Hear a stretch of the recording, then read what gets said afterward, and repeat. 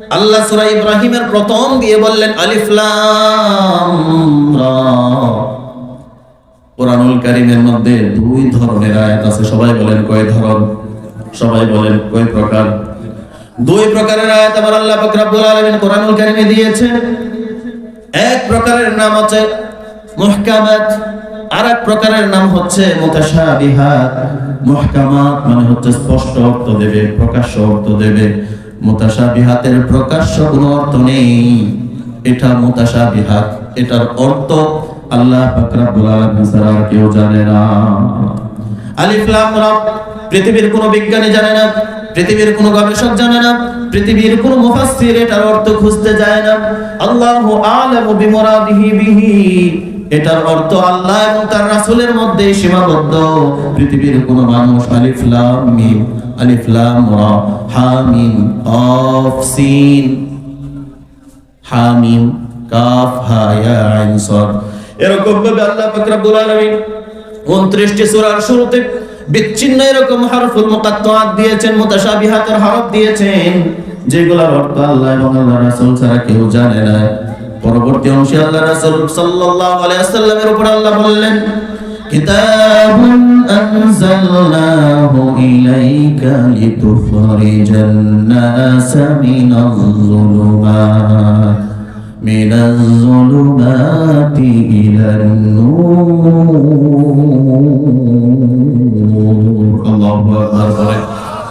আল্লাহ বললেন, নবী আপনার প্রতি আমি কিতাব অবতীর্ণ করে দিলাম, সেই কিতাব আমি আপনার প্রতি নাজিল করে দিলাম। লিতুখরিজান নাস, এই কিতাবের মাধ্যমে আপনি মানুষদেরকে টেনে বের করে আনবেন, মিনাজ যুলুমাত অন্ধকার থেকে, ইলান নূর আলোর দিকে।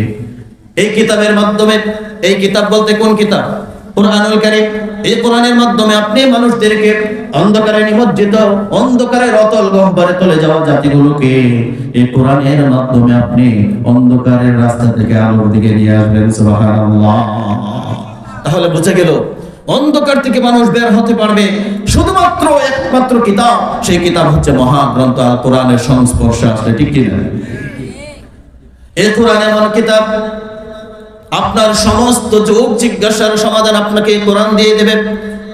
এই কোরআনকে যদি আপনি প্রশ্ন করেন, কোরআন তোমার মধ্যে আমি কোন কোন বিষয়ের সমাধান পাবো, কোরআন আপনাকে জবাব দেবে, ওয়া নাযালনা আলাইকাল কিতাবা তিবয়ানাল লিকুল্লি শাই। আমি এই কিতাব অবতীর্ণ করেছি, এর মধ্যে আমি কোনো জিনিস বাদ দেই নাই, কোনো বিষয় বাদ দেই নাই। মা ফাররাতনা ফিল কিতাবি মিন শাই। সুবহানাল্লাহ। এই কোরআনে আমি কোনো বাদ দেই নাই, কোনো কিছু বাদ দেই নাই।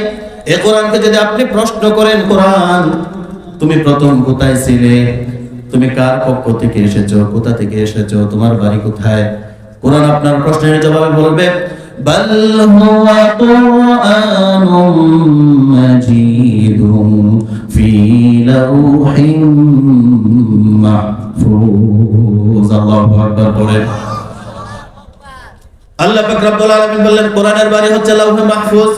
সেখান থেকে আল্লাহ রাসূল সাল্লাল্লাহু আলাইহি ওয়াসাল্লামের উপরে নাযিল হওয়ার জন্য আপনি যদি এবার কোরআনকে প্রশ্ন করেন, কোরআন তুমি কখন দুনিয়ার আকাশে এসেছো, দুনিয়াতে তুমি কখন এসেছো, আল্লাহ পাক রব্বুল আলামিনের কোরআন তখন জবাব দেবে, ইন্না আনজালনাহু ফি লাইলাতিল কদর, আমি লাইলাতুল কদর অবতীর্ণ হয়েছি। আর যদি আপনি কোরআনকে প্রশ্ন করেন, তুমি দুনিয়াতে কখন নাজিল হলে, তখন কোরআন আপনাকে জানাবে, শাহরু রমাদানাল্লাযী উনজিলা ফীহিল কুরআন হুদাল লিন্নাসি ওয়া বাইয়িনাতিন মিনাল হুদা ওয়াল ফুরকান। আমি রমজান মাসে অবতীর্ণ হয়েছি এবং এটা হচ্ছে মানুষের জন্য হেদায়েত। এই কোরআন ছাড়া আপনার জীবনে হেদায়েত কোনো রাস্তায় পাওয়া সম্ভব নয়।